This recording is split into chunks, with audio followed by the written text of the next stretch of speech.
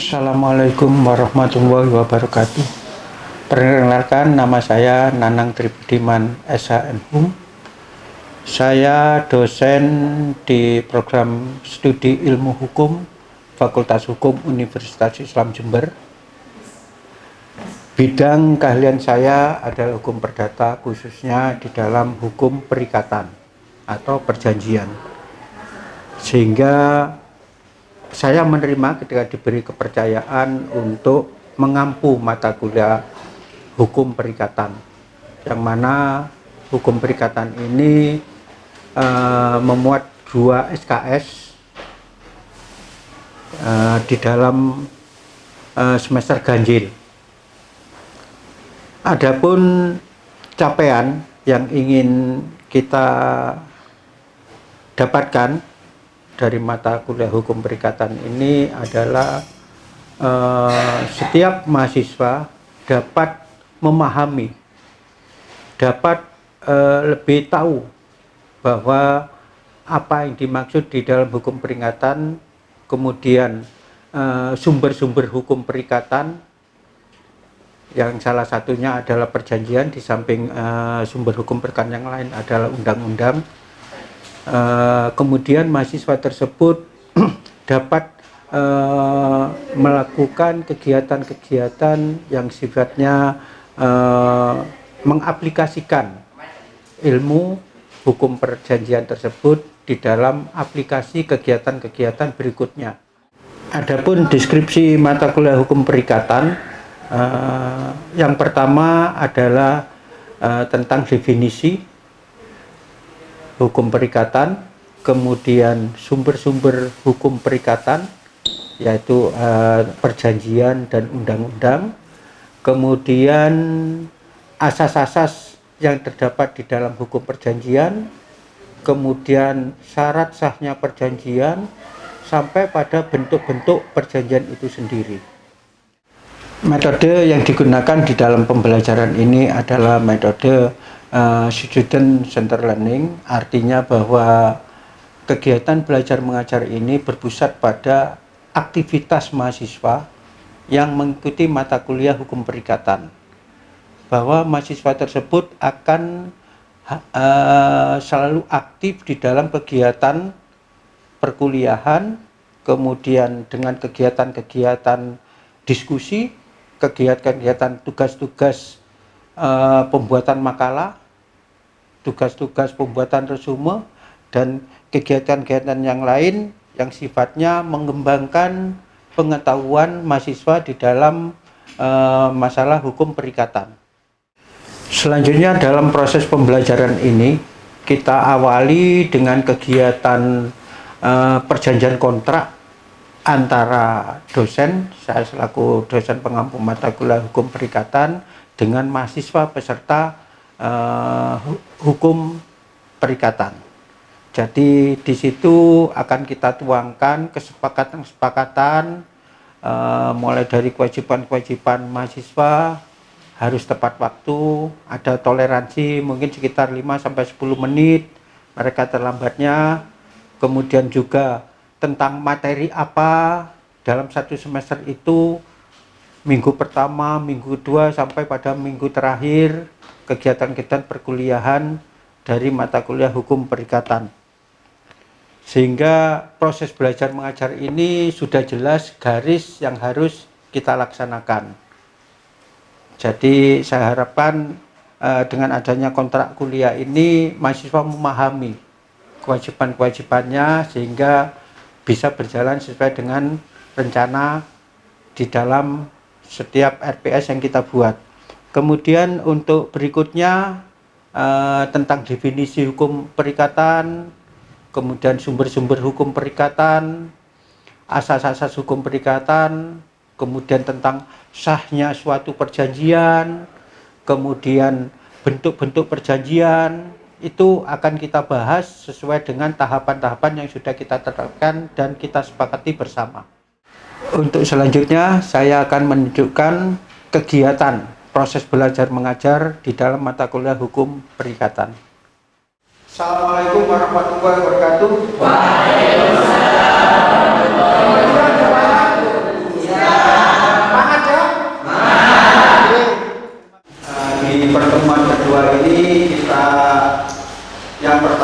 sudah kita bahas masalah kontrak kuliah, materi-materi apa yang akan kita bahas dalam satu semester. Kemudian yang kedua ini kita mulai masuk ke materi ya, tentang hukum perikatan atau hukum perjanjian. Sebagaimana kita ketahui bahwa definisi dari perikatan sendiri ada di pasal 13 BW ya, yang mana di dalam pasal itu diberikan suatu semacam definisi dari perikatan. Mungkin ada yang sudah baca apa perikatan itu. Hubungan antara satu orang atau lebih dengan satu orang atau lebih pihak lain ya.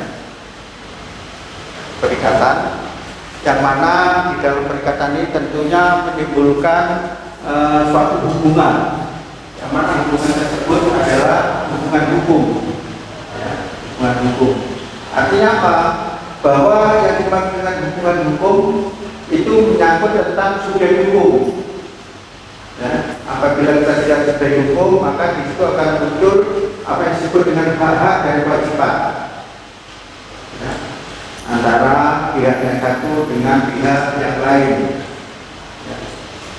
Oleh karena itu tentunya kita sebagai subjek hukum juga harus mengetahui apa hukum perikatan, apa sumber hukum perikatan, apa asas-asas yang terkandung di dalamnya, apa syarat sahnya suatu perjanjian, itu harus dipahami. Dan nanti itu beruntung ya, bertahap nanti kita sampaikan hal semacam itu. Coba mungkin ada yang mau tanya atau yang belum memahami apa dari arti dari perikatan, silakan. Perkenalkan, nama saya Ali. Jadi di sini mau bertanya, apa perbedaan antara perjanjian dan perikatan? Ya, terima kasih. Ini dasar. Jadi perlu diketahui bahwa perjanjian merupakan salah satu sumber dari perikatan. Ya, jelas di situ.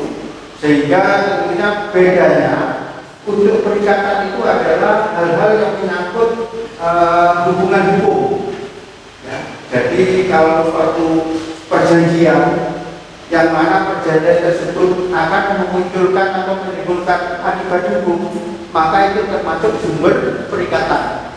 Karena tidak semua perjanjian itu adalah hubungan hukum. Oke? Ini yang perlu diketahui, bahwa tidak semua perjanjian itu adalah sumber hukum perikatan. Yang termasuk di dalam sumber hukum perikatan adalah perjanjian yang menimbulkan akibat hukum. Ya.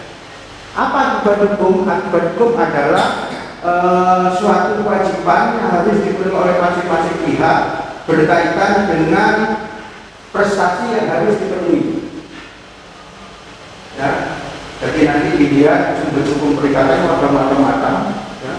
Sampai terakhir pada perbuatan melawan hukum. Jadi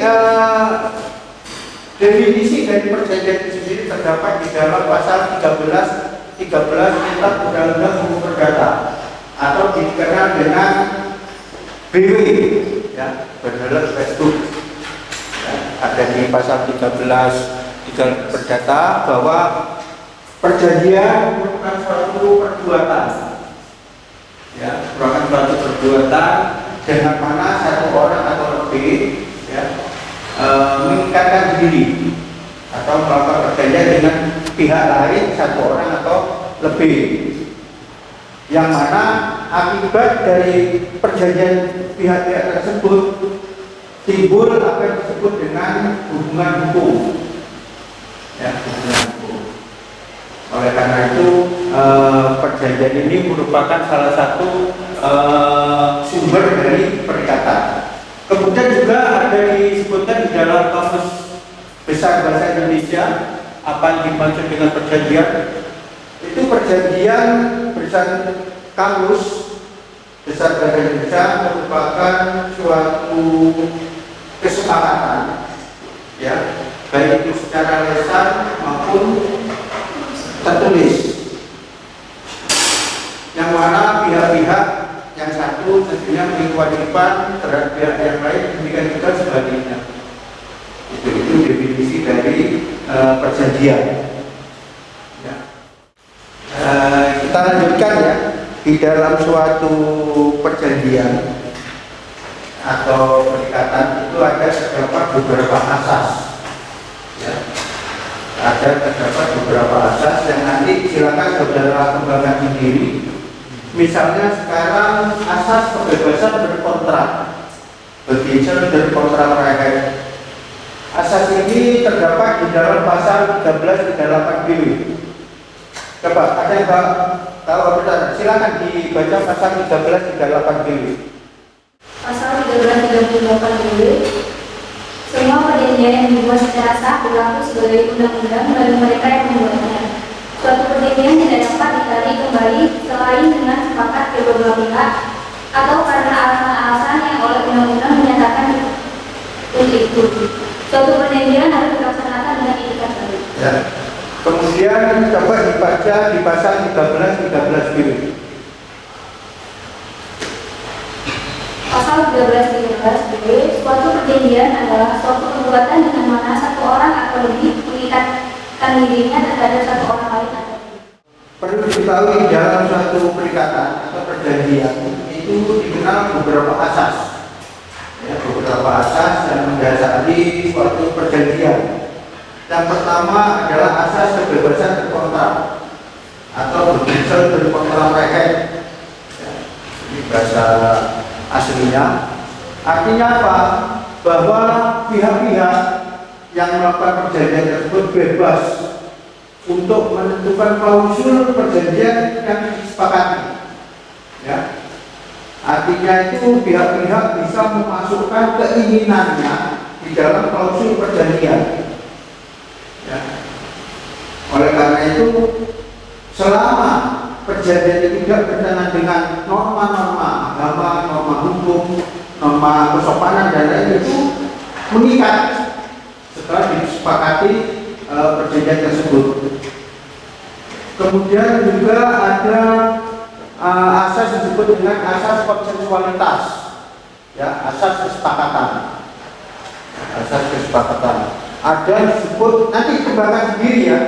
Ada disebut dengan asas itikat baik, ya, atau itu. Ada fakta sum servanda, ya, fakta asas kepastian hukum, ya, asas kepastian hukum, ya. Ini hal-hal yang perlu saudara pahami ketika nanti akan dikembangkan di dalam suatu aplikasi kegiatan.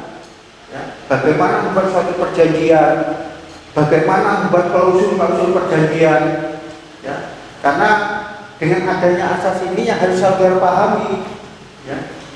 Sehingga antara pihak yang satu dengan pihak yang lain ada keseimbangan hak dan kewajiban.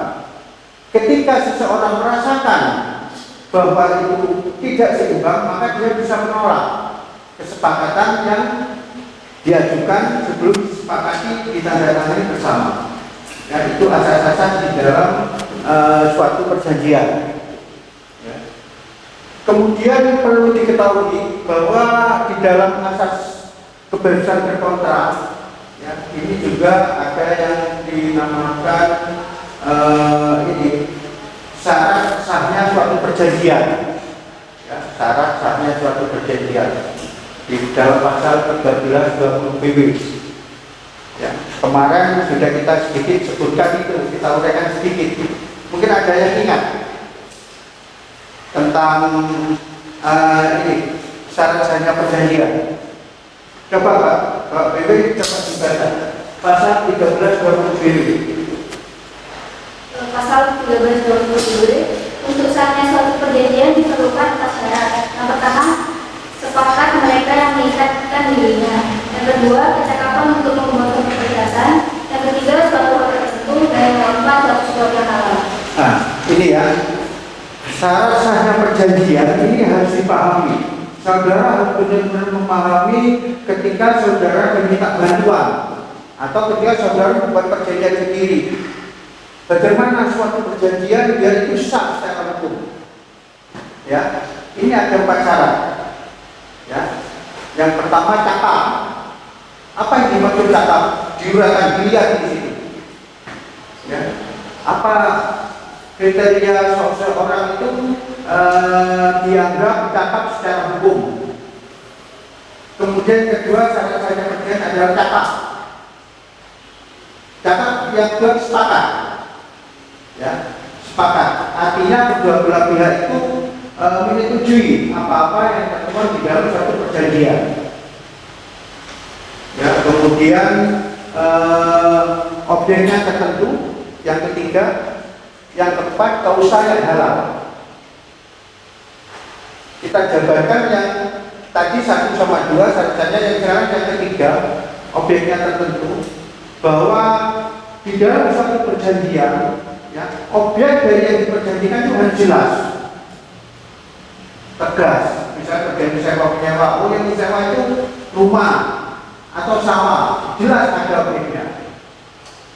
Ya, kemudian juga misalnya terjadi jual beli sepeda motor, ada sepeda motornya jelas di situ. Ya. Kemudian kausa yang halal artinya yang menjadi alas hak objek perjanjian tersebut harus sesuai dengan hukum. Ya, misalnya sepeda motor, jual beli sepeda motor harus jelas pemiliknya siapa, BPKB-nya ada apa enggak.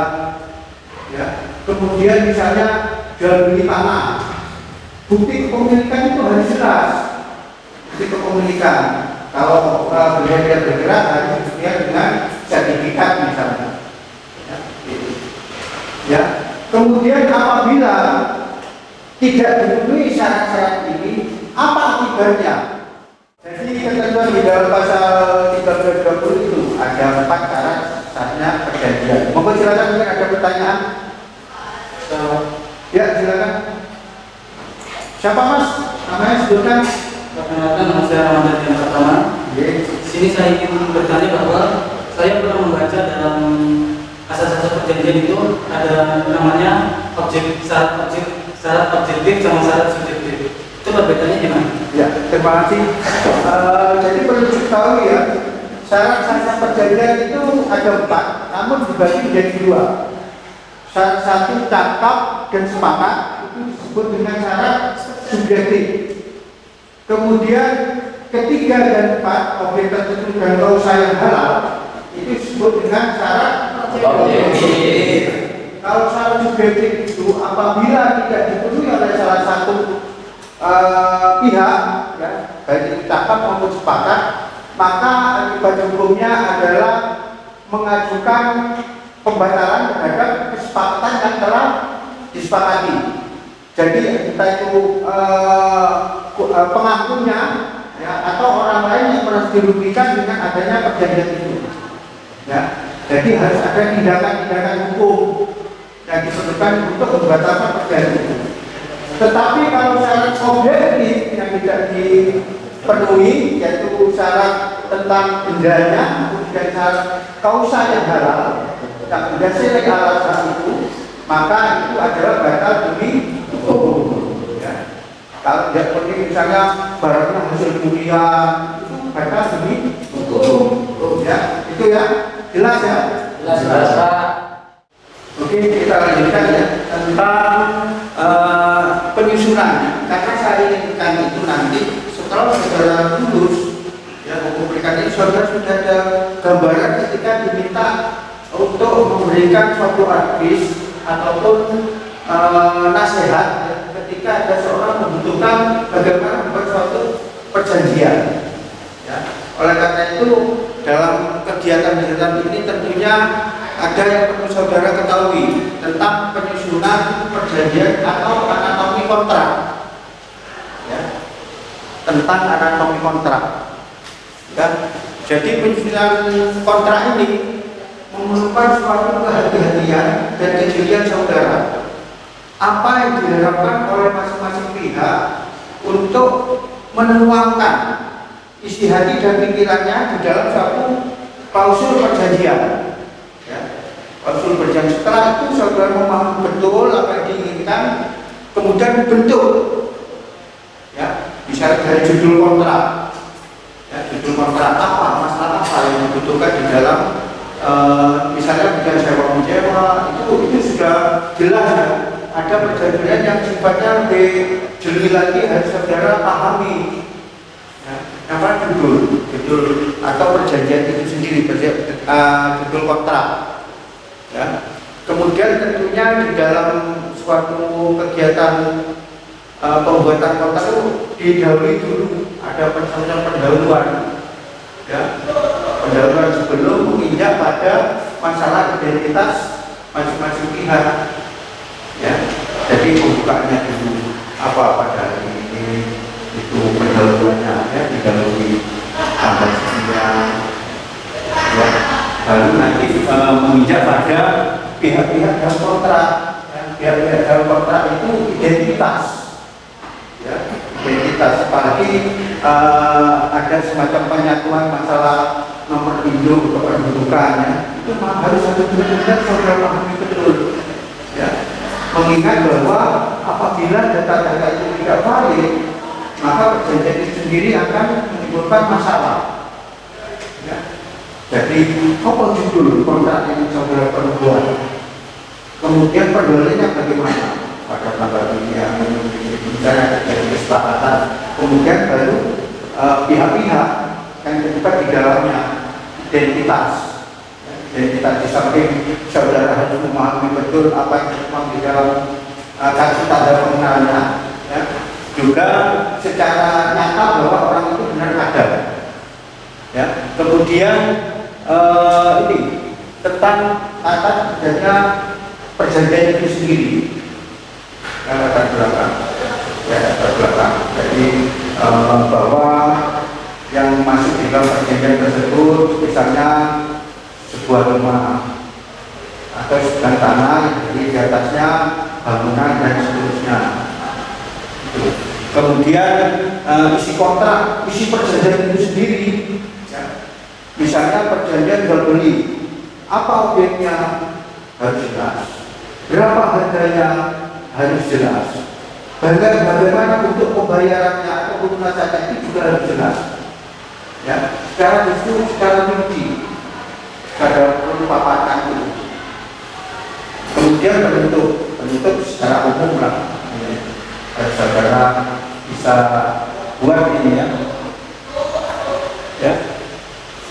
Ada pertanyaan? Saya Pak. Perkenalkan namanya. Perkenalkan, sebelumnya nama saya Eva Fernanda. Di sini saya mau bertanya Pak, bagaimana jika perjanjian tersebut tidak tertulis? Apakah itu sah atau bisa dibatalkan? Terima kasih, pertanyaan bagus, ya. Jadi suatu perjanjian itu seperti yang disampaikan awal bisa dilakukan secara tertulis dan bisa secara lesan, tidak tertulis. Namun demikian tentunya yang harus dipegang dulu adalah tentang syarat sahnya perjanjian. Ya, syarat sahnya perjanjian. Kalau misalnya tanpa tertulis usianya cukup, ya, dalam kondisi normal, sehat, jasmani rohani, usia rohaninya sehat, ya, kemudian yang diperjanjikan jelas, itu tidak perlu tertulis, ya. Tetapi masalahnya kita harus mengantisipasi hal-hal yang tidak kita inginkan. Kalau perjanjian itu misalnya sekarang beli tanah, tidak tertulis tanahmu tak beli, harga berapa? Oke, silakan terjadi jual beli. Ya, jual beli tanpa diikuti dengan langkah-langkah yang harus dilakukan di dalam satu perjanjian.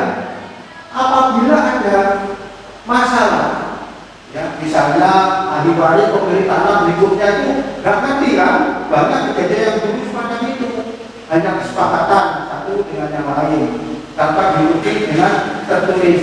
Pembuktian hukumnya itu tidak hanya lesan, karena kita menggunakan formil, jadi harus ada hitam di atas putih dalam pembuktian. Kalau ada sengketa, ya, nggak apa-apa, sah secara lesan perjanjian itu. Tapi kalau ada masalah, sulit untuk membuktikan. Dan pada tahun ini tak terus nggak akan dijadikan alat bukti, ya. Itu jadi sah secara perjanjian Namun untuk mengantisipasi ke belakangnya, ke depannya, apabila terjadi suatu masalah itu harus tertulis, ya harus tertulis. Sarjana hukum harus bisa. Oke. Untuk sebelum kita akhiri pertemuan ini ada tugas yang harus saya buat, berupa semua tulis tangan di dalam folio berbaris. Ya.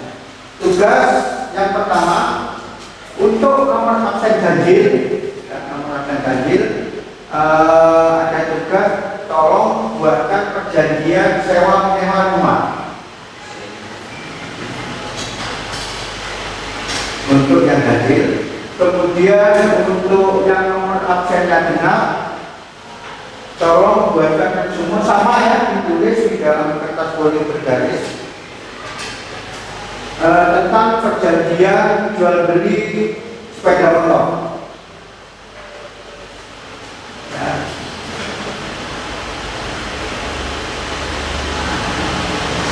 Minggu depan kita bahas bersama tugas-tugas yang telah kita sampaikan. Oke. Sampai jumpa di minggu depan. Kurang lebihnya mohon maaf. Wassalamualaikum warahmatullahi wabarakatuh.